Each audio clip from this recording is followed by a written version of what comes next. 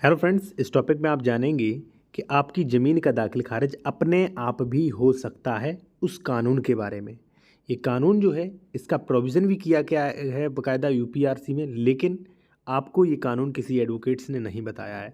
तो आप अपना दाखिल खारिज बिना एडवोकेट के अपने आप ही करवा सकते हैं। तो क्या प्रक्रिया है, ये प्रोविज़न कहाँ किया गया है, वो मैं आपको इस वीडियो में विस्तार से समझाऊंगा। मैं 2 पॉइंटों पर चर्चा करूंगा। पहला, बिना एडवोकेट के अपने आप दाखिल खारिज कैसा होगा और ये प्रक्रिया कहाँ है, पूरा प्रोसेस क्या है। सेक्शन 35 आपको देखना पड़ेगा, वो अभी मैं आपको दिखाऊंगा। दूसरा, यदि मान लीजिए दाखिल खारिज का समय होता है 35 दिन और 35 दिन के अंदर आपने दाखिल खारिज नहीं करवा पाया तो क्या होगा, उसका विद प्रूफ आपको दिया जाएगा। टॉपिक शुरू करते हैं। एक चीज़ और, यदि आप लीगल एडवाइस लेना चाहते हैं या उत्तर प्रदेश से कोई भी ज़मीन खरीद रहे, डॉक्यूमेंट्स वेरिफिकेशन करवाना चाहते हैं, करवा सकते हैं। कॉन्टैक्ट नंबर वीडियो के डिस्क्रिप्शन में मेंशन किया गया है। साथियों, आते हैं अपने टॉपिक पर। सबसे पहले साथियों, आप यूपीआरसी सेक्शन 35 को देखिएगा। वहाँ पे दाखिल खारिज बहुत सरल प्रक्रिया है, लेकिन आपको बताया ही नहीं गया, आपको इस कानून की जानकारी नहीं है। सबसे पहले सेक्शन 35 उसका सबसेक्शन ए पढ़ लेते हैं, उसके बारे में मैं सरल भाषा में आपको प्रक्रिया समझाऊंगा। साथियों, यहाँ पे देखिए, उत्तराधिकार या अंतरण के मामले में नामांतरण। देखिए, उत्तराधिकार यानी कि आपके पिताजी एक्सपायर हो गए हैं या माताजी दादाजी एक्सपायर हो गया है, उस कंडीशन में दाखिल खारिज होती है ज़मीन अपने नाम। या अंतरण के मामले में, अंतरण यानी कि गिफ्ट डीड हुई हो, बिल हुई हो या सेल डीड आपने बेनामा करवाया हो, उनके मामलों में। ठीक है, सेक्शन 1 क्या कहता है। धारा 33 या धारा 34 के अधीन रिपोर्ट या तथ्य की जानकारी प्राप्त होने पर तहसीलदार एक उद्घोषणा जारी करेगा और ऐसी जांच करेगा जैसी आवश्यक प्रतीत हो, जांच करेगा। और का देखिए, ठीक है, सबसेक्शन ए, यदि मामला विवादित नहीं है तो वह अधिकार अभिलेख यानी कि खतौनी को तदनुसार संशोधित करने का निर्देश यानी कि आदेश दे देगा। और संशोधन हो गया यानी कि जैसे मान लीजिए आपने बेनामा खरीदा, बेनामा करवाया किसी से, ए से खरीदी जमीन, अगर ये आदेश हो जाए रिपोर्ट के आधार पे कि ए का नाम कैंसिल करके फलाने बेनामा फलाने रजिस्ट्री संख्या के आधार पर ए का इस जमीन से नाम हटा के आपका नाम कर दिया जाए, तो हो गया ना दाखिल खारिज। इसी को दाखिल खारिज कहते हैं। और जबकि आप फिर से पढ़ लीजिए सेक्शन 35 सबसेक्शन ए, फिर से पढ़ लीजिए, यदि मामला विवादित नहीं है तो वह अधिकार अभिलेख खतौनी और तदनुसार संशोधित करने का निर्देश देगा यानी कि दाखिल खारिज करने का आदेश देगा। अब साथियों, मैं आपको सामान्य भाषा में समझाता हूं। मान लीजिए आपने कोई एक्स प्रॉपर्टी खरीदी है अभी रिसेंट में, ठीक है, और उसकी आपने रजिस्ट्री करा ली। तो रजिस्ट्री होने के 15-20 दिन बाद रजिस्ट्री विभाग, रजिस्ट्री ऑफिस जो है, अब सारी पत्रावलियां जो हैं वो तहसील दफ्तर में भेजता है। ठीक है, ऑनलाइन भी पूरी जानकारी देता है, रिपोर्ट देता है तहसील में। ठीक है, ऑटोमेटिक ही आपकी 35 दिन के अंदर तारीख पड़ जाती है, ऑटोमेटिक।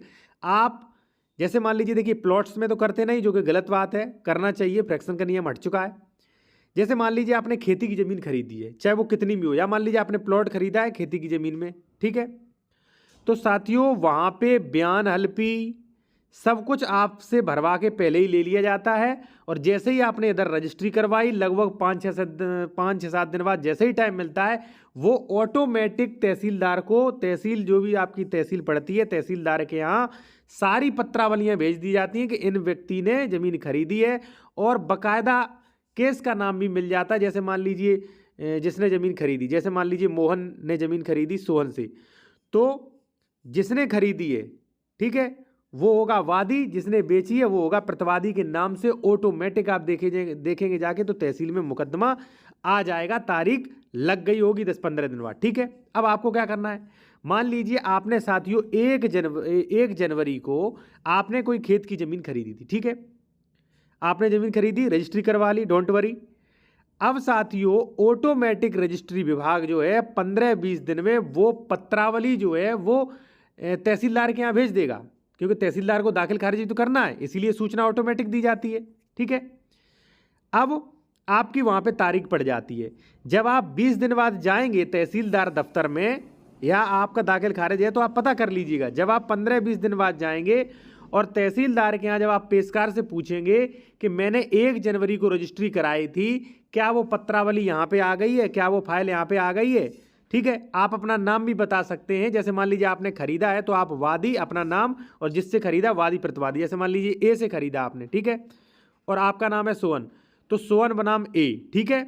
इस प्रकार से आपकी फाइल होगी। तो आप पेशकार को पूछिए कि महोदय इस प्रकार की फाइल आई होगी, मैंने 1 तारीख को रजिस्ट्री करवाई होगी।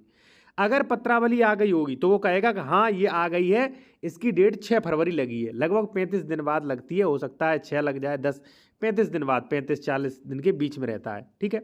तो पेशकार आपको बताएंगे कि हाँ आपकी फाइल आ गई है।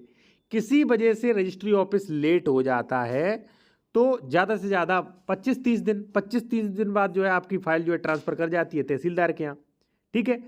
अब साथियों क्या है, आपकी तारीख निर्धारित हो गई 8 तारीख को दाखिल खारिज के लिए, ठीक है, आपने कुछ नहीं किया फिर भी हो गई निर्धारित। अब करना क्या होता है, एडवोकेट की जरूरत आपको पड़ती ही नहीं है। करना क्या होता है, रिपोर्ट दे दिए, रजिस्ट्री ऑफिस ने रिपोर्ट दे दी है कि ये ज़मीन खरीदी गई है, तारीख भी आपकी लग रही है। सिर्फ आपको इतना करना है कि जैसे मान लीजिए पेशकार ने आपको बताया कि भाई 8 फरवरी तारीख लगी है आपकी तहसीलदार के यहाँ दाखिल खारिजी, ठीक है, तो आप जाइए 8 फरवरी से पहले और आपने जो रजिस्ट्री करवाई थी उसकी फ़ोटोकॉपी या ओरिजिनल कॉपी आप दे रहे हो साथियों, तो वहाँ पे रिसीविंग ले लें जिससे ओरिजिनल बैनामा ना खो जाए, ठीक है। उस पत्रावली में आप लगवा दीजिए, ठीक है। जब 8 तारीख को वो पत्रावली तहसीलदार के यहाँ जाएगी, ठीक है, और जब तहसीलदार को उसमें आपका साक्ष्य लगा मिलेगा तो सेक्शन 35 जैसा कि मैंने अभी पढ़ाया था आपको कि अगर तहसीलदार को रिपोर्ट मिलती है और वह जमीन निर्विवादित है तो तहसीलदार तदनुसार खतौनी में संशोधन का आदेश देंगे, यानी कि दाखिल खारिज का आदेश कर देंगे, ठीक है।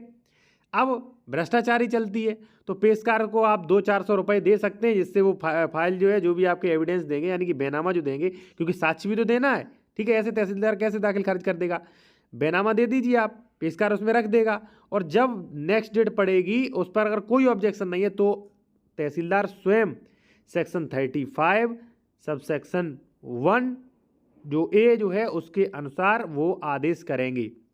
अगर किसी व्यक्ति ने उस पर ऑब्जेक्शन कर दिया, मान लीजिए पैसे नहीं दिए इसलिए ऑब्जेक्शन कर दिया, या किसी अन्य कारण से ऑब्जेक्शन कर दिया, फिर साथियों आपको एडवोकेट की आवश्यकता पड़ेगी, क्योंकि फिर आपका रेगुलर केस चलेगा, ठीक है। मान लीजिए किसी ने ऑब्जेक्शन कर दिया, फिर ऑब्जेक्शन का जवाब देना पड़ेगा, फिर जो जवाब है उन पे बहस होगी, फिर लंबा प्रोसेस हो जाता है, तो वो प्रोसेस आप नहीं कर सकते।